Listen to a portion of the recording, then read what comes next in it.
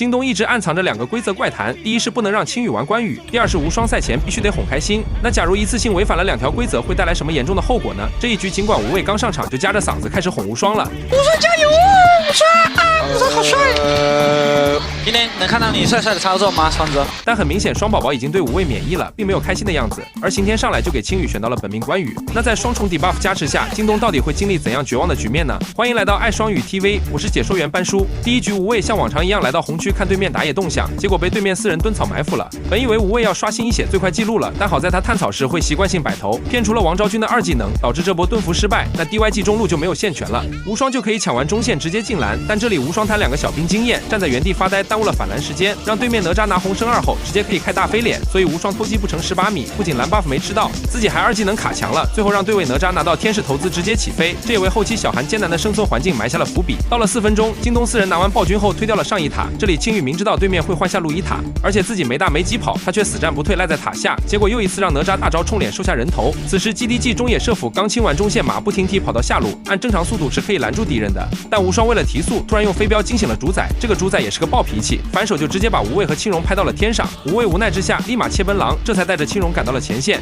然后直接闪现22定身法师，再一个大招刮到3个，配合队友打了一波1换3及时止损。这一局对面选出了魔丸灵珠加张王双体系阵容，不仅前排站不住，后排也几乎没有生存空间。比如10分20秒的这一波，当无畏保着仓过中线时，敌方张良直接开奔狼闪现大招捏住无畏，让他无法保 C， 下一秒自家仓就被哪吒一个大招撞成半血，又被敖影闪现3火收割，根本活不了。此时正好暴君刷新 ，GDG 虽然少人，但并不想放龙。无畏知道对面敖影有大，队友不敢轻易突脸，于是看准时机直接 A 反闪开团，逼出敖影大招后飞队友身上从容离开。此时敖影没大没闪成了待宰的羔羊，但是 GDG 在少人的情况下配合却出现了问题。眼看暴君还剩不到2万血量，青羽居然还在正面晃悠，他发现正面进不了场，青羽打算绕一大圈到敌方身后，但刚走到一半，无双已经被张良大招捏住了。无畏见状立马交大招保无双，但自己也被曹操贴脸，于是他丝血给无双奶了一口后，再打算飞过去跟对面后排爆了，可惜没能扛住伤害就坠机了。另一边青羽和无双的配合又出现了问题，关羽大招进场后一刀击退2个，而凯也正好用2技能击退3个。由于牛顿第3定律的存在，控制被相互抵消，此时青羽明显节奏乱了，进场后居然连兵甲都忘记用了。这波稀碎的配合让京东死了3个，还丢了一塔，彻底陷入了劣势。到了12分30秒，京东预判对面会拿主宰，于是想把中上2路兵线清掉，无畏则卡住红区视野，防止对面入侵。但 DYG 非常的灵性，知道京东多人都在红区，直接开奔狼闪现捏住落单的关羽。好在青荣立马交大打断张良控制，关羽被4人激活后，立马开2技能解控往红区跑。而无畏这边也陷入了两难，一边是正在清线的孤胆射手，一边是被4人追杀的丝血关羽。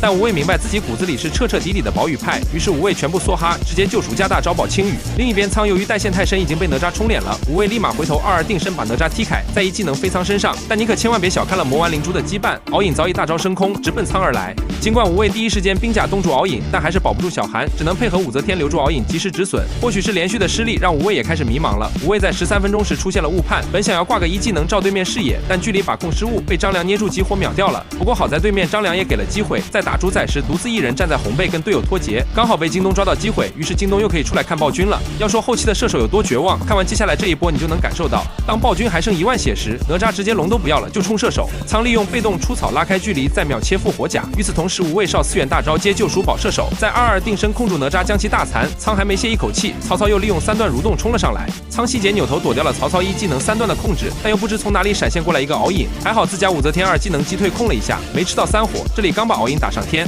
仓又被张良的门空了一下，同时曹操闪现贴脸，铁了心就是要杀他，仓立马1技能跳跃，再闪现躲避曹操击飞，但曹操依旧穷追不舍，利用血魔持续平 A， 自己被打出复活甲才发现没钱换名刀。此时王昭君又闪现过来手尸，一个2技能冻住，让曹操拿到了3杀，一场团战小韩被5人追杀，尽管无畏和武则天全力在保，但没有前排拆火，根本活不了一点。那京东前排的凯和关羽到底在干嘛呢？先看看凯的视角，当哪吒大招冲自家后排时，就明摆着要把这个暴君让给京东了。无双一开始吃到了张王的控制，但是根本不掉血，眼看这个暴君已经进入斩杀线，无双并没有用技能打龙，而是进入了恐龙形态，想着第一时间开大保命，结果最后让一个丝血跑路的哪吒顺手惩戒抢到了暴君。此时无双收割掉残血哪吒后，发现拔剑四顾心茫然，想要去切对面敖影，却发现敖影大招升空了，而自己大招就快结束，进入贤者时刻了。此时无双就像是一个无能的丈夫，想帮仓拆火却没伤害，只能眼睁睁的看着自家射手被5人轮流攻击。另一边关羽更不简单，当他看到自家射手被冲，曹操绕后，凯蝶被捏时，我本以为他会帮自家射手拆火，但他居然是一个保双派，明明知道武则天大招可以拆火，他依然2技能进场打断张良大招，然后就一直盯着一个没大没闪的张良杀，甚至还把兵甲给用了。等他推到一半，发现暴君没了，武则天死了，才想到要保后排，于是直接一刀逼出了敖隐大招。我本以为他已经彻底醒悟，但很快他又开始上头了，直接弃仓不顾，非要一刀劈死这个没大的张良。此时青羽才终于意识到自己才是那个拯救京东于水火的关键人物，于是他果断开启血手，跟敖隐贴脸肉搏。他明白，只有在万众瞩目下一刀劈死敖隐，保住水晶，才能向世人证明自己的关羽到底有多强。